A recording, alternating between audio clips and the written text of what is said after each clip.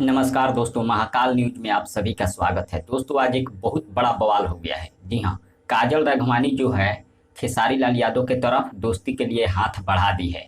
क्या है मामला, आपको बताएंगे इस वीडियो में। वीडियो को पूरा देखिएगा, लेकिन उससे पहले आप सभी से एक छोटा सा रिक्वेस्ट है कि अगर आप खेसारी लाल जी का फैन है तो वीडियो को लाइक कर दीजिएगा, और हमारे चैनल पर पहली बार आए हैं तो चैनल को सब्सक्राइब कर बेल आइकन को दबा दीजिएगा, क्योंकि इस चैनल पर केवल खेसारी लाल जी का न्यूज आता है।